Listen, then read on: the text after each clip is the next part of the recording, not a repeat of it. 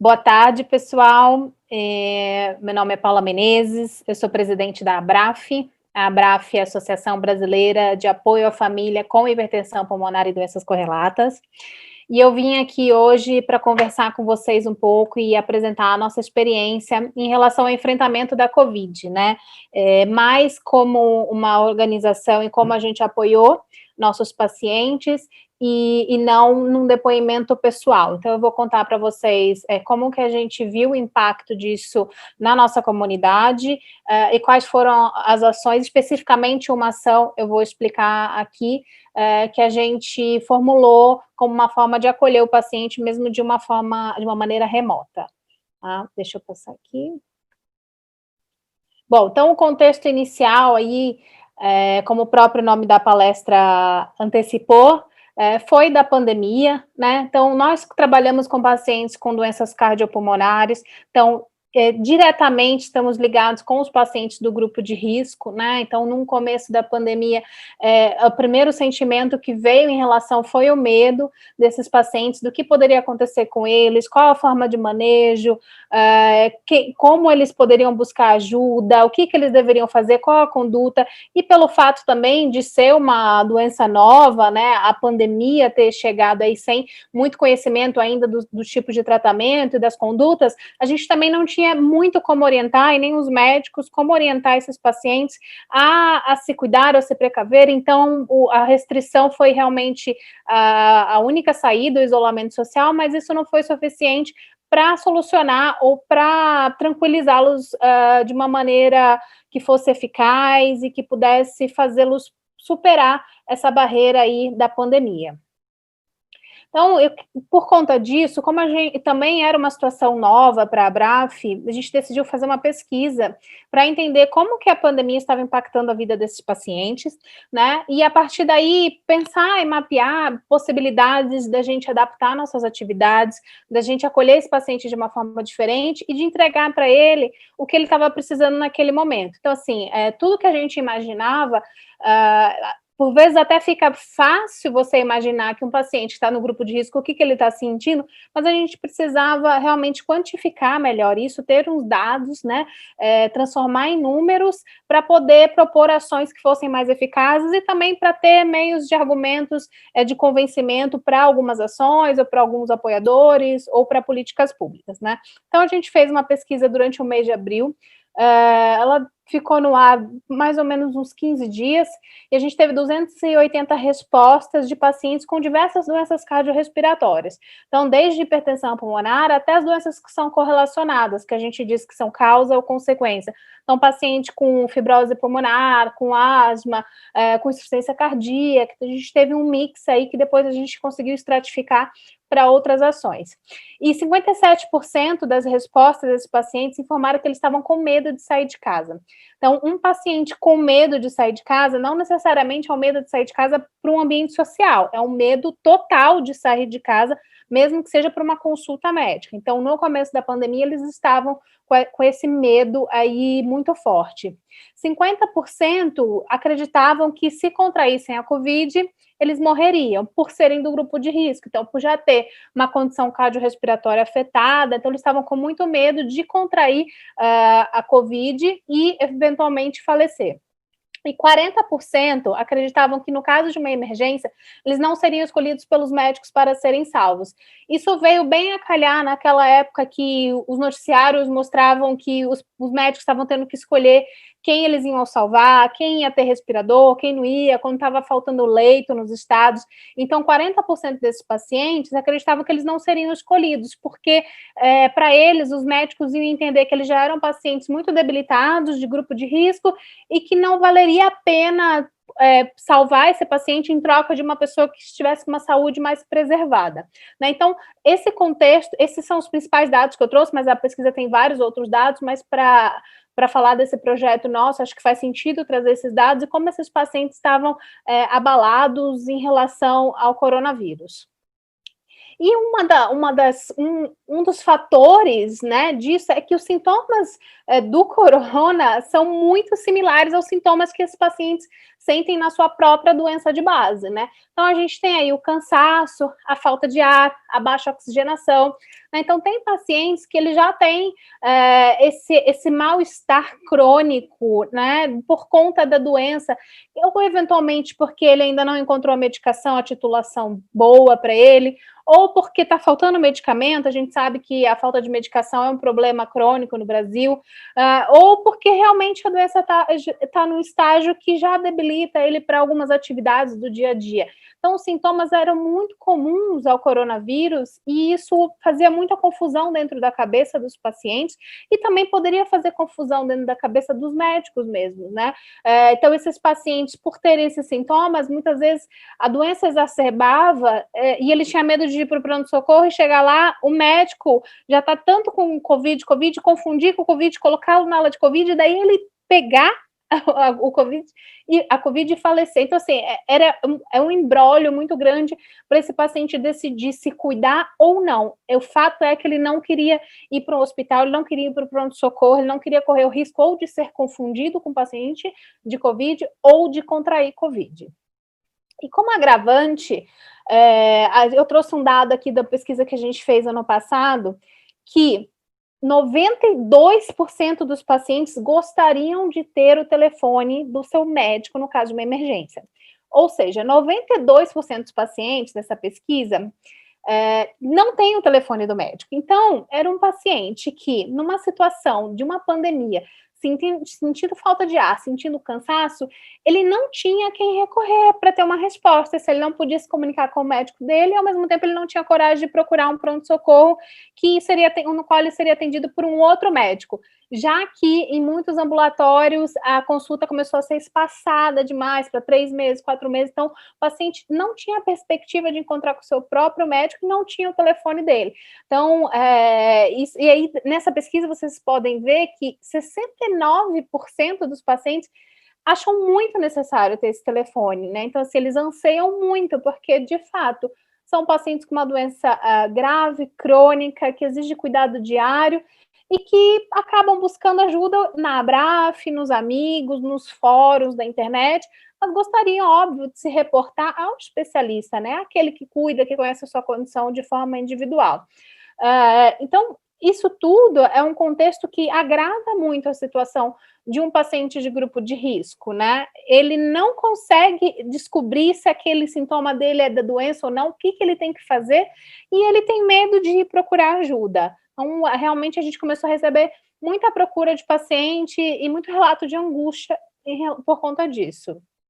E aí, nessa mesma época, saiu no The New York Times uma reportagem falando da importância do monitoramento da oxigenação através do oxímetro de pulso, né? Depois disso, na mesma semana, saiu no Fantástico, e aí começou a sair um monte de lugar, matéria falando de oxímetro de pulso, aí foi aí que deu um boom no mercado em relação ao oxímetro de pulso. Por quê? Uma das questões que essa matéria dizia é que, por vezes, a oxigenação do paciente poderia estar baixando, do paciente de coronavírus poderia estar baixando, e ele não sentir isso, ele só sentir quando estivesse num grau muito alto.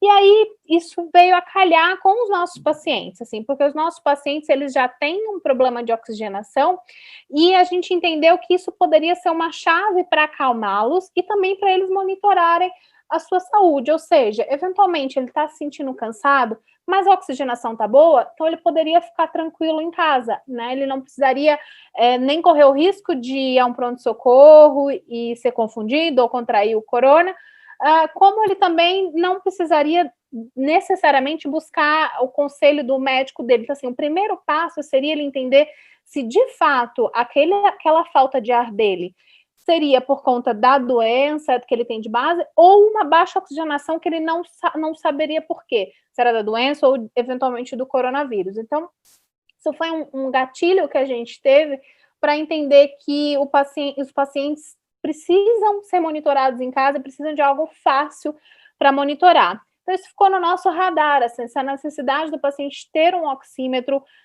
para monitorar a sua saturação de oxigênio. E aí, fazendo uma pesquisa básica, assim, os oxímetros que tem, óbvio, tem de vários preços, mas assim, oxímetro que tem o registro na Anvisa, a qualificação do Inmetro, eles custam em média 250 a 300 reais. Então, eu trouxe aqui uma pesquisa simples de uma farmácia, de um oxímetro de uma marca que a gente sabe que, enfim, que cumpre todos os parâmetros e que, de fato, vai ser fiel à oxigenação do corpo da pessoa. Ele custa 265 reais, só que o salário mínimo de 2020 está 1.045. Então, assim, o que a gente está falando é que um quarto de um salário do mês inteiro da pessoa seria destinado a comprar um oxímetro de pulso. O que, na sua grande maioria da população, é impossível a gente conceber que as pessoas poderiam comprar esse tipo de equipamento, ainda mais num contexto de pandemia, né? Que a gente sabe que a renda caiu muito e que muitos cuidadores deixaram de trabalhar com medo de contrair na rua e trazer para casa para o paciente. Então, estava fora de cogitação a gente propor que as pessoas mesmo, enfim, pudessem comprar o seu oxímetro. E aí, eu queria complementar também com outros dados que a gente já tinha, e por isso a gente presumiu que seria impossível para as pessoas comprarem um oxímetro neste contexto. Assim, em 2019, a gente fez uma pesquisa que mostrou que 60% dos pacientes, eles têm dificuldade para comprar alimentos e para arcar com transporte. O que esses pacientes relataram? Que eles tinham dificuldade, inclusive, para ir para fisioterapia. Eles não iam na fisioterapia porque não tem dinheiro para pagar o transporte. E a maioria desses pacientes não tem direito ao transporte público gratuito, porque na sua cidade o CID daquela doença não fornece transporte público gratuito. Então, são os pacientes que já são muito afetados fora de contexto de pandemia, economicamente, né? E fora de um contexto de pandemia, também a gente tem um dado que 22% dos cuidadores pararam de trabalhar para cuidar do paciente. Então, são pacientes que exigem cuidado integral e 22% dos cuidadores pararam. E aí, a gente acrescentando um contexto de pandemia, a gente sabe que essa situação se agravou muito, né? Porque mais cuidadores pararam de trabalhar, ou seja, mais dificuldade financeira essa casa passou a ter. Então, de 60%, possivelmente mais pessoas tinham mais dificuldade com a alimentação e transporte. E aí a gente também ficou no radar a questão da alimentação, assim, porque é o básico, né? Do básico, a pessoa precisa se alimentar. Então, a gente entendeu que fora de um contexto de pandemia, ele já estava com dificuldade, neste momento, mais ainda, então a gente poderia fazer algo para ajudá-los. E, óbvio, a questão da máscara e da luva, que assim, extrapola ainda para um luxo do tipo, a máscara descartável estava super cara, a luva também estava super cara. Então, a gente pensou que também esse paciente, para ir para uma consulta, ele precisava usar luva por causa do transporte público. Então, como que a gente ia fazer para ajudá-lo? Em geral, assim, a situação no olho do furacão, no meio da pandemia, era essa, assim, um paciente com medo, isolado, angustiado, e nós, do outro lado, pensando assim, com os nossos recursos, o que a gente poderia fazer, assim, além de apoiá-los online. A Flávia tem uma apresentação sobre isso, sobre todos os nossos projetos que foram migrados para o atendimento remoto. Mas, assim, o que mais a gente poderia fazer que pudesse tangibilizar, assim, materializar o apoio que a gente queria dar naquele momento para os pacientes? E aí a gente tem um projeto que foi lançado este ano, que se chama Um Ar de Esperança, que é um fundo de apoio ao paciente para doar para ele recursos de tudo que não seja relacionado à medicação, porque a medicação é obrigação do Estado e é impossível a gente pensar que uma associação vai conseguir pagar medicação que é caríssima para os pacientes, né? Se muitas vezes nem o Estado consegue. Mas tudo que é fora de medicação, o nosso objetivo é que esse fundo consiga suportar. Por exemplo, tem um paciente que tem uma casa que precisa fazer uma rampa para subir a cadeira de rodas, precisa fazer uma adaptação, precisa comprar algo que não seja medicação para o tratamento, uma alimentação especial, uma fralda, enfim. A ideia é que esse fundo, a gente capte durante um ano inteiro recursos para um fundo separado e o paciente pode ir lá e solicitar esse recurso, que a gente tem um limite, óbvio, porque também não pode ser algo, enfim, uma reforma inteira na casa, senão vai embora todo o fundo. E a nossa ideia é dar microajuda uma microajuda para uma situação passageira para aquele paciente, para uma situação que a gente possa melhorar a vida dele de alguma forma, mas que não seja relacionada à medicação, né? Então a gente pensou, bom, quando a gente lançou esse fundo, ainda não tinha começado nenhuma campanha, falou, é o momento da gente pensar numa campanha para embalar o ar de esperança, para que a gente consiga também adquirir experiência de como manejar o fundo e consiga também dar publicidade a isso e, quem sabe, começar a captar mais recursos de pessoas físicas, de doadores, pessoas físicas. A gente criou uma campanha através da plataforma Kikante, que é uma plataforma que é nossa parceira, então todo mundo que quiser criar campanhas para captar recursos para a Abraf, pode criar lá. Então, se você vai fazer aniversário e quiser captar recurso ao invés de ganhar presente, você pode colocar lá. Então, a plataforma Kikante, a gente tem essa parceria e a gente decidiu criar uma campanha onde a gente pudesse doar cestas básicas, por conta daquele nosso dado de dificuldade em arcar com transporte e alimentação, máscaras e luvas e oxímetros, né? Então, a gente criou a campanha do Ar de Esperança, como vocês podem ver aí, dentro da plataforma, e começamos a formular maneiras de captar recursos. Então, a gente criou também vários posts com fotos reais de pacientes, são fotos muito impactantes, nas redes sociais, para a gente divulgar via WhatsApp, para a gente divulgar no Instagram, no Facebook, com uma mensagem simples, que era fique em casa e doe. Então, assim, a mensagem é que não precisa ir para lugar nenhum para ajudar, mas se você puder, doe qualquer valor para aumentar esse fundo, e quanto mais as pessoas doassem, mais a gente poderia ajudar. Inclusive, ela poderia ser ajudada, assim. A pessoa poderia doar R$5 e ganhar um oxímetro de 300, mas ela, assim, a gente tentou conscientizar que as pessoas doassem, o que é muito difícil aqui no Brasil. A gente sabe que a doação pessoa física é um trabalho muito árduo. Foi a primeira vez que a Abraf focou nisso. Então, a gente criou vários posts dessas. A gente já tinha feito um ensaio fotográfico no ano passado com alguns pacientes, o ensaio ficou incrível. A gente tinha esse material, a gente adaptou para criar os posts. E as imagens eram bem impactantes mesmo, como você pode ver, aí tem uma paciente simulando uma falta de ar ou saco na cabeça. E ao lado da imagem, enfim, como legenda da imagem, a gente sempre trazia um dado da pesquisa que a gente fez do coronavírus. Então, aqui eu trouxe um exemplo em junho que a gente publicou, falando que 40% dos pacientes acho que não seriam escolhidos para serem salvos. Então, a gente fez mensagens impactantes para sensibilizar a comunidade que a gente trabalha, mas também que a gente pudesse extrapolar. De repente, se esse post caísse nas mãos de uma pessoa que nunca ouviu falar da Abraf, nunca ouviu falar de hipertensão pulmonar ou de fibrose pulmonar, enfim, ela pudesse sensibilizar com uma imagem e uma mensagem simples, né?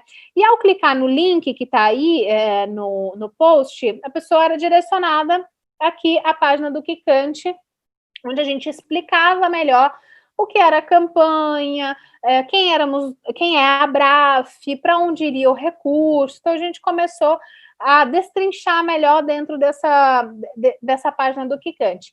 E, como vocês podem ver, a gente criou também uma parte em inglês. Então, a gente criou o fundo em inglês, né? A gente mudou a logo. Na verdade, essa logo já existia, que é do Team Phenomenal Hope dos Estados Unidos, então eles cederam, e fez também a campanha toda em inglês no Kikante, para quem quisesse apoiar com doação internacional, em dólar também, tá?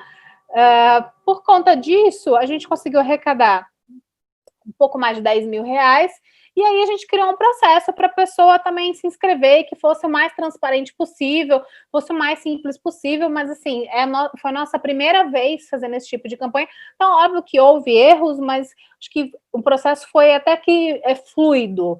Então, primeiro a pessoa se inscrevia num link muito simples, então ela colocava o nome, o que ela queria, ela precisava, cesta básica, máscara, luva, oxímetro, por quê? E enviava documento comprobatório. Então, assim, se ela precisava de cesta básica, ela tinha que comprovar que, de fato, ela não tinha condição de comprar alimento, né? Então, quanto mais documentos ela enviasse, melhor para convencer a quem estava avaliando. E a gente chamou 2 pessoas de fora, né?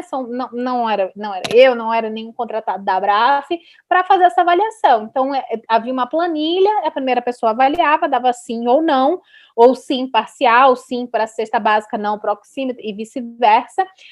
E a segunda pessoa também. Então, se coincidisse o voto, a gente já fazia o contato com o beneficiado e enviava a doação. Se não coincidisse, a gente voltava para essas pessoas e falava, olha, vocês divergiram, então você pode justificar para ver quem convence quem? E aí a gente via para até chegar num consenso de doar ou não para aquela pessoa. Muitas pessoas foram reprovadas porque não comprovaram. Então, assim, ela pegava e mandava uma foto da carteira de trabalho, mas isso não dizia nada, porque ela poderia receber um auxílio, enfim, emergencial do governo. Então, tinha que ser ou um extrato, um imposto de renda, ou enfim, uma foto da casa, alguma coisa.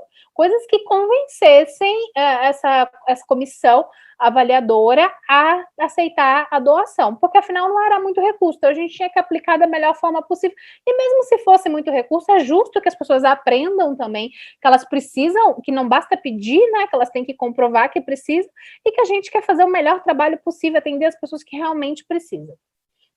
E foi incrível, porque a gente teve muitas doações ao final, a gente conseguiu aplicar o recurso da melhor maneira, então foram 35 doações, entre cestas básicas, máscaras, luvas e oxímetros. Algumas pessoas receberam tudo, né? Então teve gente que recebeu uma cesta básica, uma caixa de máscara, caixa de luva, oxímetro, tem gente que recebeu oxímetro, e por aí vai. Houve um mix aí, tanto em relação aos pedidos quanto aprovações, mas era muito lindo ver, assim, depois receber as mensagens dos pacientes beneficiados com o ar de esperança, então felizes com o alimento, ou felizes com o oxímetro, tirando foto, selfie, marcando a gente nas redes sociais, a gente mandou uma cartinha, eu assinava a cartinha, enfim, parabenizando e dizendo que a gente queria ver aquela pessoa com aquele prêmio, de certa forma. Então a gente realmente teve um feedback muito legal, teve vários pacientes mandando, e acho que, assim, como uma primeira experiência, foi muito interessante, e também a gente começou a gerar mais identidade com os pacientes, porque a gente atua muito em políticas públicas, e por vezes isso gera um distanciamento muito grande da nossa comunidade, eles não entendem o que eu estou fazendo em Brasília com aquele deputado, se ele está precisando, está faltando arroz e feijão na mesa dele, né? Então a gente tentou equilibrar aí os nossos pratinhos, e acho que gerou uma identidade, a gente conseguiu acolher de alguma forma esse paciente, mostrar que a gente está preocupado, enfim, havendo possibilidades, recursos, e quando eu falo recurso, não é só dinheiro, é tempo, pessoas, ajuda, doações, a gente vai acolher cada vez mais esses pacientes. E aí, para materializar, aí eu queria trazer para vocês a Beatriz Valentim, que ela é uma paciente que foi beneficiada pelo Ar de Esperança, e ela vai contar para a gente como foi essa experiência, enfim, desde a parte de inscrição, como que é a história dela, e o que essa doação, e como essa doação impactou e ajudou com que ela enfrentasse esse momento da pandemia. Boa tarde, primeiramente. Meu nome é Beatriz Valentim. Eu tenho 25 anos e há 5 anos eu fui diagnosticada com hipertensão arterial pulmonar, que é uma doença rara e crônica, né, que afeta a artéria que liga o pulmão ao coração, então causa falta de ar, cansaço físico, inchaço e outros sintomas, né? E foi bem difícil no início fechar o diagnóstico por ser uma doença rara, mas depois que a gente fez o cateterismo, a gente fechou e começou o tratamento. Mas esse ano, com a pandemia, foi muito mais complicado por conta de ter surgido essa doença silenciosa que matou tantas pessoas. No início foi bem assustador, assim, porque os sintomas eram muito parecidos com sintomas que a gente já tinha, né? No meu caso, com a hipertensão arterial pulmonar. Então, foi bem difícil de você saber o que eu posso fazer, o que eu não posso fazer, ainda mais que teve várias informações adversas sobre como cuidar, como se tratar, o que deveria ser feito para não pegar o vírus. Então, foi uma preocupação para nós pacientes, mas também para nossos familiares, nossos médicos, por ser uma doença nova, nem eles tinham conhecimento de o que a gente deveria fazer. Então, o que o meu médico falou para mim, Bia, fica em casa, não sai para nada. Então, foi isso que eu fiz. Eu fiquei em isolamento social real mesmo. Eu tive que parar minha vida total. Eu parei de trabalhar, gerou um problema também financeiro, né? por conta, não tinha como eu ir trabalhar, que eu trabalho com o público, no meio de uma pandemia, eu sendo do grupo de risco. Então, eu tive que sair do trabalho, parei a faculdade, porque a faculdade também fechou. Enfim, não ia no mercado, não ia para lugar nenhum. E isso foi muito difícil. A mudança de rotina causou vários problemas, assim, para a gente, porque a gente ficou preocupado. Eu, por exemplo, tinha dias que eu acordava super bem e tinha dias que eu acordava com muita falta de ar, muito cansaço. E eu não sabia o porquê, porque eu não tive como ir para as consultas, porque o hospital, a clínica que eu faço acompanhamento, ela virou um hospital de campanha de Covid-19. Então, era inviável os pacientes irem para lá, tanto que nem teve consulta. As consultas retomaram agora em outubro, mas até o início da pandemia, enfim, não teve consulta. O que eu tive foi telemedicina, conversava com o meu cardiologista, com o meu pneumologista, pelas redes sociais, pelo WhatsApp, e toda vez que eu sentia alguma coisa diferenciada, ele me dava uma orientação, mas não era suficiente, porque a gente ficou um pouco, como é que eu posso dizer, sozinhos nessa fase, porque não sabíamos o que fazer. A gente não tinha acompanhamento dos nossos médicos, a gente tinha medo de ir para o hospital, porque se fosse para o hospital, a gente poderia pegar o Covid e a chance de sobrevivência é quase, assim, eu acho que é quase zero. Então, teve essa apreensão, sim.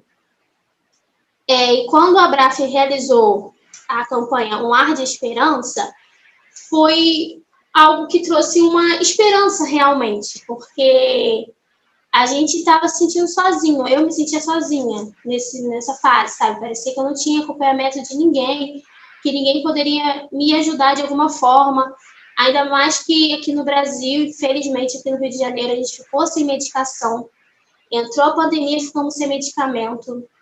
Então, tudo isso junto, que já é complicado, veio tudo junto. Então, quando a Abraf criou a campanha, foi uma forma de acolher, sabe? Eu me senti acolhida.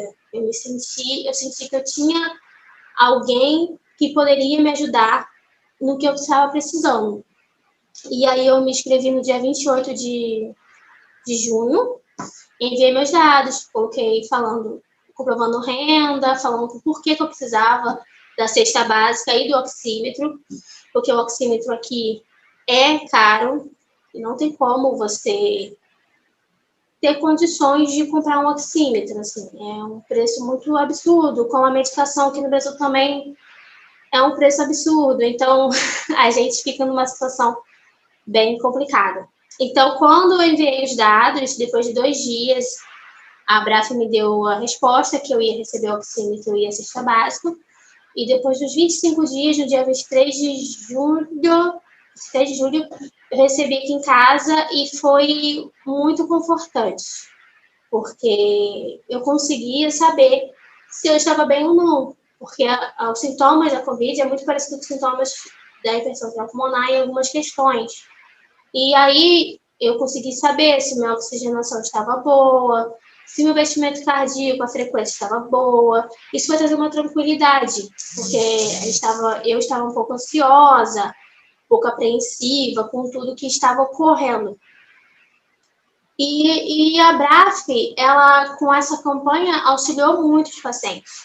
Não só essa campanha, em torno de toda a pandemia, ela criou palestra, oficinas, projetos e pesquisas, tudo isso que nos aproximou, sabe? Eu conheci pessoas, eu conheci grupos de pessoas que têm a minha doença, tudo isso aproximou a gente, sabe? Porque por ser uma doença rara e crônica, não é muito divulgado, não é muito falado. E a Abraf veio para somar, ela veio para nos auxiliar, sempre nos auxilia, desde o início, quando eu descobri a doença, a Abraf foi uma porta de, tipo assim, eu saber o que eu poderia fazer, o que eu não poderia fazer, conhecer outras histórias, porque quando a gente descobre uma doença rara e crônica, a gente acha que não tem mais solução, que a gente não vai ter uma vida. E, pelo contrário, A gente tem nossas limitações, mas a gente consegue viver, sabe? E viver com uma qualidade. E a Braf nos ajuda a ter essa qualidade. E toda vez que fica esse medicamento, a gente fala com eles conhecem alguém, nos ajuda muito. Eu já recebi doações através, não da Braf, mas através de contatos de pessoas, de vídeos que eu enviei, a Braf fez aquela ponte e eu consegui remédio. Então, tudo isso é bom, sabe? Nos ajuda muito. Então, essa campanha, eu acredito que tem que continuar. Eu acho que tem que surgir mais campanhas, eu acho que tem que surgir mais pessoas falando. E quando a gente fala quando a gente divulga sobre uma doença, ela toma outras proporções. A gente consegue outras coisas, sabe? Porque a gente tem muita dificuldade em questão de condições, de comprar meu remédio e tudo, assim. Então, acredito que temos que ter esse apoio. Acredito que temos que ter esse apoio. Aqui no Brasil é muito difícil. Mas eu acho que está melhorando. Eu acho que as coisas vão caminhando e eu só tenho a agradecer a Braf por ter me concedido o oxímetro, que hoje é meu parceiro. E é isso. Bom, obrigada, Beatriz. Obrigada pelo depoimento, muito lindo. Fico emocionada, enfim, fico feliz. Agradeço a oportunidade, agradecer a Lovexcel pelo convite, para a gente poder apresentar nosso histórico. E aí, se alguém tiver dúvidas ou qualquer questionamento, sim, estamos à disposição aqui, ou também contato posterior, também estamos sempre à disposição para responder. Obrigada a você pela oportunidade de poder falar, de poder agradecer, assim, porque foi uma ajuda muito bem-vinda nesse momento. Que bom, feliz. Essa é a ideia.